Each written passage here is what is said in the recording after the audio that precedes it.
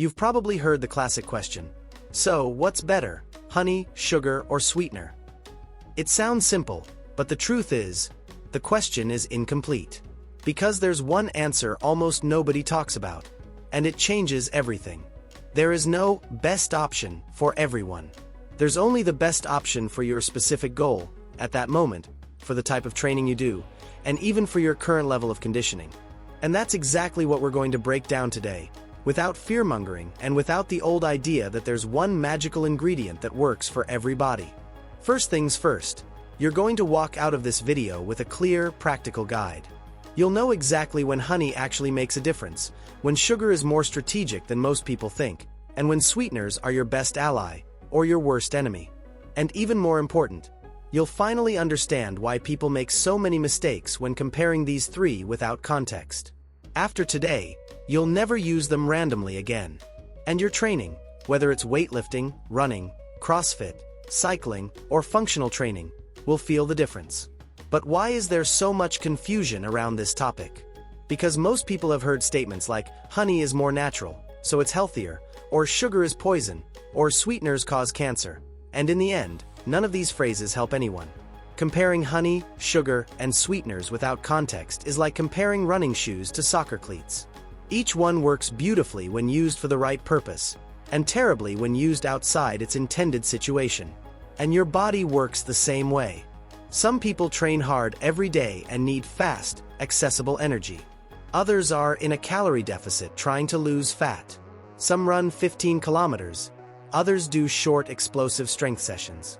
Some have insulin resistance, some are inflamed, some have great metabolic response. So how could one single recommendation work for all these people? It can't. If you want real performance, you need to understand how to use each tool at the right time. And that's something most people have never learned.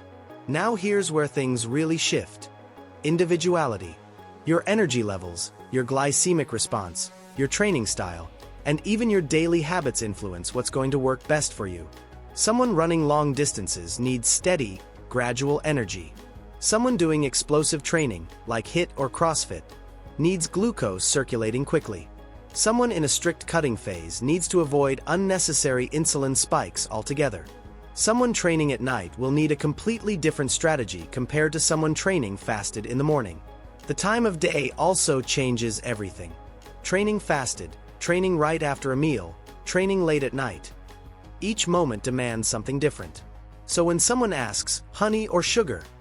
The real answer is always, depends on your goal right now. And you're going to see this becoming crystal clear in the next few minutes. Let's start with honey, the favorite of people who want something more natural. Honey is a mix of fructose and glucose plus vitamins, minerals, and antioxidants. It's absorbed a bit more slowly than regular sugar, which means it releases energy steadily over a longer period. That's perfect for endurance activities. Running, cycling, hiking, long cardio sessions. If you're going for a 10K run, for example, 1 tablespoon of honey 30 minutes before can give you stable energy without the crash you get with pure sugar. But when we talk about cutting, inflammation, water retention, or insulin resistance, honey is not the best choice. It is still sugar. Natural, yes, but still sugar. So for someone trying to drop fat, honey can slow things down. Another point. It's not ideal for light strength training or short workouts because its release is too gradual to make a difference. Honey is powerful, but only when used in the right context. Now let's talk about sugar, the ingredient everybody loves to demonize. Sugar is basically ready-to-use glucose. And that means one thing: instant energy. Which brings us to the part most people don't expect. During high-intensity, explosive, or strength-based workouts, sugar can actually be your ally. It enters your system quickly, raises your blood glucose fast, and boosts anaerobic performance. Think of an intense CrossFit WOD, a heavy leg day, or short rest interval strength sessions. In those cases, a small dose of simple carbs before training can improve strength, focus, and endurance. But just like honey, sugar has its place. On rest days, or during light workouts, or if you live a mostly sedentary life, sugar becomes useless excess calories. It also doesn't make sense if you recently had a carb-heavy meal. And for people with insulin resistance, It needs to be used carefully. The point here is not to give sugar a free pass. It's to show that it has a strategic role when used correctly. Now let's move to sweeteners, the third point in this triangle. Sweeteners don't provide energy. They just give a sweet taste with few or no calories.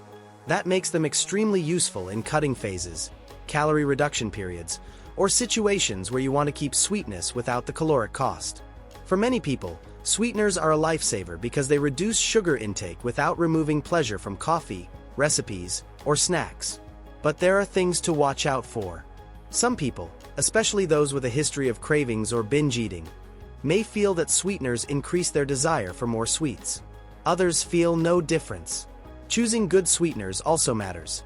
Stevia, erythritol, and monk fruit tend to work best for people who train because they're easier on the gut and less likely to trigger cravings. Still, sweeteners aren't suitable everywhere.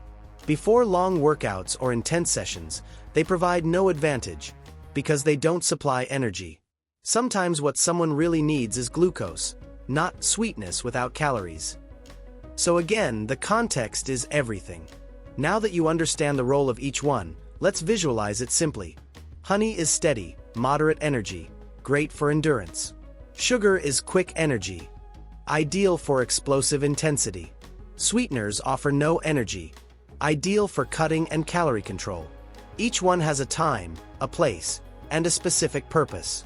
When you try to use the right ingredient in the wrong situation, you lose performance, slow down progress, and get frustrated without knowing why. To make it even clearer, here's a quick practical guide you can use right away. Before a light workout, no sugar or honey. Maybe just coffee with a sweetener.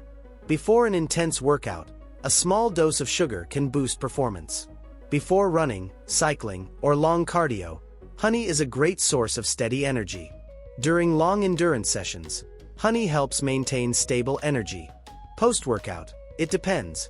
If glycogen is low, sugar can help. If you want gradual energy, honey makes sense. If you're cutting, you don't need either. During cutting, choose sweeteners, avoid sugar, and limit honey. On rest days, avoid sugar and use honey moderately. Now think about the long-term impact. When you start choosing these ingredients based on your goal, your body responds better. Your energy during training improves, your recovery gets faster, inflammation drops, and your body composition changes more quickly. All simply because you started using the right tool at the right time. Now I want to know about you. Which one do you use the most? Honey, sugar, or sweetener? Drop it in the comments and I'll tell you if it matches your current goal.